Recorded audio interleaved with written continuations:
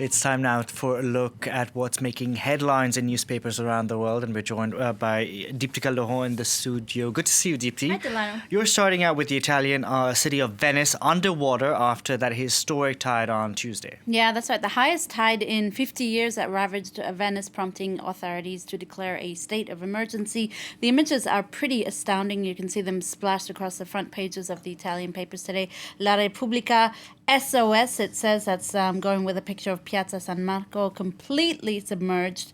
The floods have caused €1 billion of damage. It's threatening hundreds of artworks in a crypt beneath the square. It's the climate's fault, and it's our fault as well, the paper says. Another daily, La Stampa, saying that Venice is submerged by waves. Venice is dying, it says, noting that 80% of homes in the city are under water right now. So a lot of blame being put on climate change, but also inaction by authorities over in Italy. Yeah, that's right.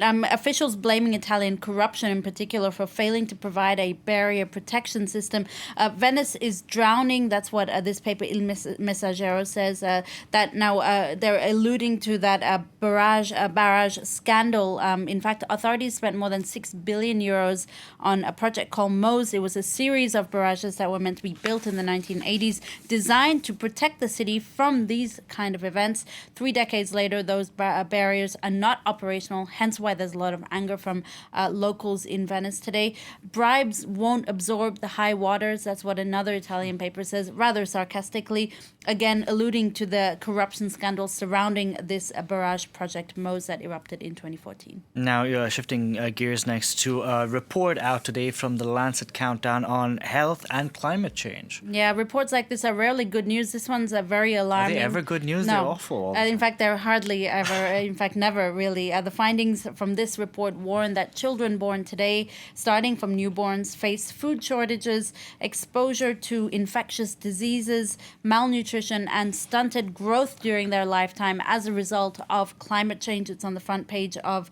The Independent today. It's also on the front page of the British tabloid The Daily Mirror, going with a very dramatic picture of a newborn called Leighton.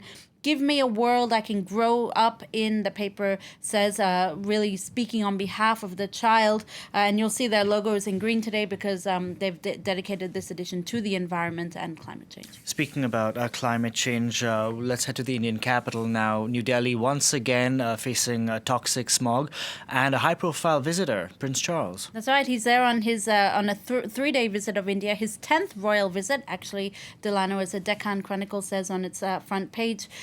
He met with Indian weather experts yesterday to learn about India's cyclone warning systems. He actually traveled to the weather board in a rickshaw, but not any old rickshaw, an electric rickshaw there you see on the front page of Deccan Chronicle. Now, all of this coming as another episode of smog engulfs the Indian capital today. Vox explains that dirty air in India wasn't always a problem, but intense farming has led to water shortages as farmers are drawing more and more from groundwater, shortening the time between harvest and land clearing, hence why you have a lot of poor farmers who resort to easy but dangerous solutions like burning crop stubble, releasing these toxic gases in the air. As a result, that smog, some estimates say, could shave years off Indian people's lives. Indeed. Now, you found a piece in the Times of London that also looks at the failure of Narendra Modi's Clean India campaign. Well, this was really a cornerstone of when he became Prime Minister, this Clean India campaign to stop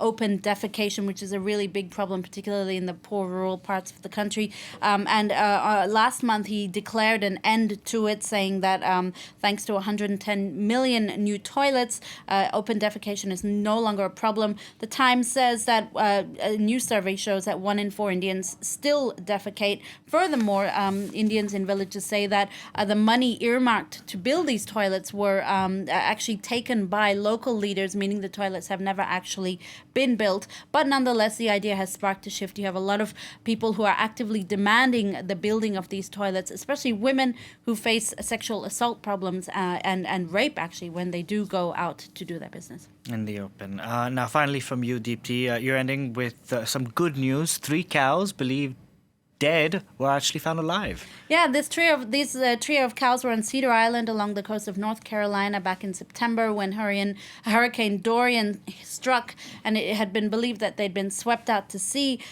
during what was a mini tsunami. Well, nearly 2 months later, the bovines were found on Cape Lookout National Seashore. They'd probably swam around 4 or 5 miles, which is very rare for cows to do. The big issue, though, now is how to bring the cows home. National park officials saying they actually don't know when the cows will come home, so to speak. Deepika, thank you very much for that. And that was this edition of the Press Review. You can check out other editions of our Press Review on our website. The address is france24.com.